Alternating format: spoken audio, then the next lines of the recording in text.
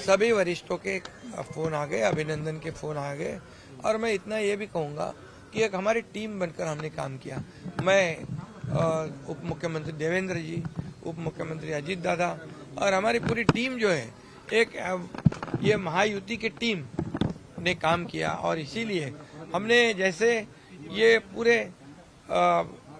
सभी लोगों ने तय कर लिया कि ये सरकार जो है ये गरीबों की सरकार है और सभी लोगों को न्याय देने वाली सरकार है, और टीम वर्क की तरह हम लड़े और जीत गए। मुख्यमंत्री लाडकी बहीण योजना आणि शासन आपल्या दारी या योजनेचा खूप लोकप्रियतेचा फायदा झाला।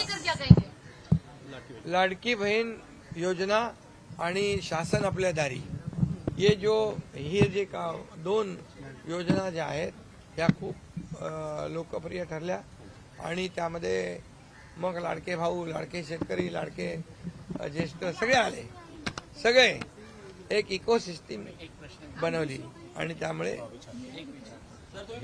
जनतेने लाडक्या मुख्यमंत्र्यांना पाठिंबा दिला। जनतेने लाडक्या मुख्यमंत्र्यांना पाठिंबा दिला। इस वक्त एक बड़ा चर्चा का विषय लाडक्या भावाला खूप सहकार्य केले, आशीर्वाद दिलेले आहेत, आणि नक्की आमची जबाबदारी आता वाढलेली आहे।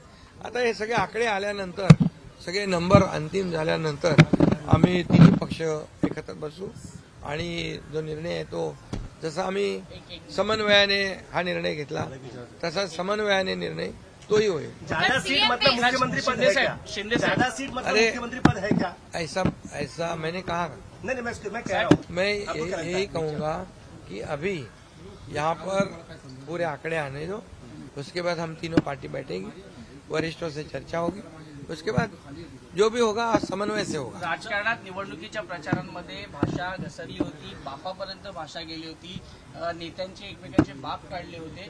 आज राजकारणात कळाले की एकनाथ शिंदेच खरे बाप आहेत। नाही, मी बाप नाही, मी कार्यकर्ता आहे, एक सर्वसामान्य कार्यकर्ता आहे, आणि बाप काढला त्यांना आता बाप दाखवला लोकांनी, त्यामुळे आता जाऊ दे, त्याच्यामध्ये मला काही जायचं नाही। मी आपलं काम करतोय आणि काम करत राहतो। छत्रपती शिवाजी महाराज की जय। एकनाथ शिंदे साहेब आगे बढ़ो, हम तुम्हारे साथ हैं। एकनाथ शिंदे साहेब आगे बढ़ो, हम तुम्हारे साथ हैं। हिंदू सम्राट छत्रपती ठाकरे लाडले भाई, हे लाडली बहीण का लाडले भाई। बैठक वगैरे कधी बोलवली आपण? काय आमदारांची बैठक बोलवली आहे? हा, बोलवली आहे संध्याकाळी रात्री। संध्याकाळी हो, बोलवली आपले नेते मंडळी सगळ्यांची। लँडस्लाइड विक्ट्री झाल्यानंतर आता आम्ही सांगितलं ना की आता सगळे आकडे आल्यावर तुम्हाला लवकरच कळवू आम्ही। साहेब, पण तुम्ही विरोधकांना काही सल्ला देऊ इच्छिता? कारण ते म्हणतात बॅलेटवरती निवडणुका घ्या। हा, संजय राऊतांचा एक ट्विट आहे की हा निकाल मान्य नाही नाही नाही। कर्नाटकचा निकाल त्यांना मान्य होता होता होता जिकडे जिंकले तिकडे ईव्हीएम चांगली, जिकडे जिंकले तिकडे इलेक्शन कमिशन चांगलं, जिकडे जिंकले तिकडे सुप्रीम कोर्ट हायकोर्ट चांगलं, जिकडे हरले तिकडे मग त्याच्यावर आरोप करणं, त्या यंत्रणेवर आरोप करणं, हे काय त्यांचं नेहमीच आहे, त्याच्यामुळे मी त्याच्यावर काय जास्त भाष्य करणं योग्य नाही।